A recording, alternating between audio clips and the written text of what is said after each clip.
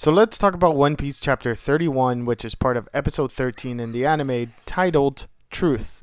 And Kaya wakes up after having a nightmare of Usopp threatening her with a sword because he's a bloodthirsty pirate. This is obviously due to the stress from the previous day of Usopp and Klahadore having their interaction, and Kaya still can't believe that Usopp would act like that, and I guess the words of Klahadore telling her that Usopp has pirate blood in him, really got to her.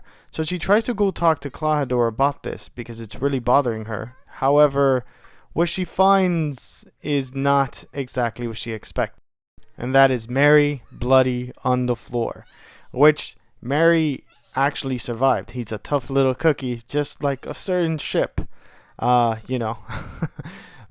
no spoilers. However, Mary explains exactly what's going on to Kaya, and this is what Kaya feels terrible because she realizes, well, they all realize that Usopp was actually telling the truth and trying to protect them, putting his life on the line, and no one believed them.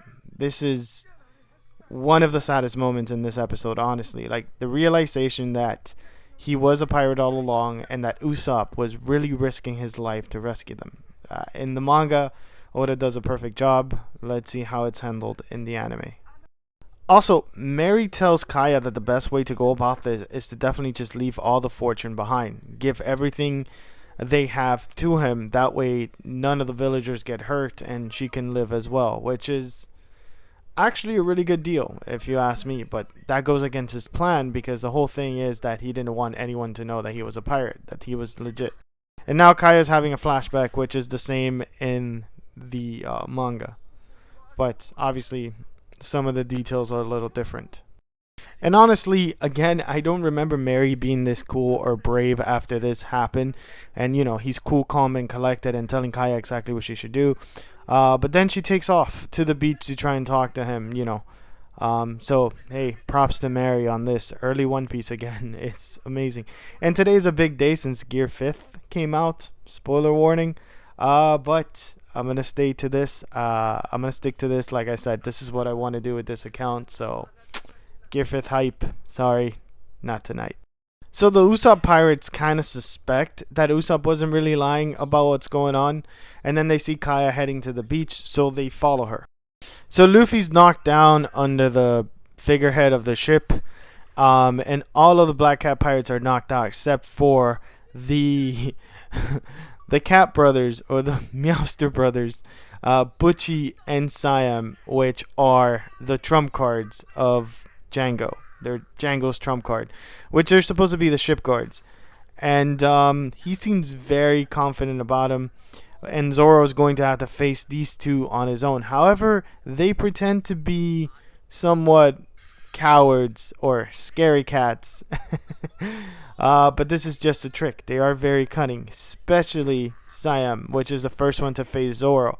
And it's interesting, he also has green hair, green hair brothers, him and Zoro. Like, look at the way that he's running at Zoro. Like, you would never suspect that this is a real serious fighter. And by the way, he's a really big guy.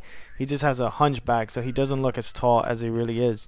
And I realized that this is maybe something Usopp should have done. Trick people to believe that he's a coward and then flip on them. That would, This whole arc is full of deceit. And there he goes. He gets serious. Look how big he is compared to Zoro. And then, just like that, he takes both of Zoro's swords. Zoro didn't even notice when that happened. Look how fast this guy is. Right there, just on his back. See, since he's all hunched up, he doesn't look as tall, but he's supposed to be like 6-7 feet tall, which towers over Zoro. And this is when Zoro realizes it. And here's actually where the chapter ends. It's not a lot going on here. Just Kaya realizing that Usopp was telling the truth. Luffy knocked out with all the other pirates, taking a nap. And then Zoro's first encounter with the Meow brothers, and Siam especially, who throws away 2 of his katanas. So Zoro is now at 33% power. 3-sword style Zoro, we can say.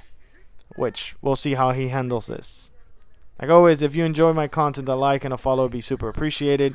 And let me know your thoughts in the comments. I'm going to cut it here. I don't want to show you guys what happens next. But trust me, he's not done.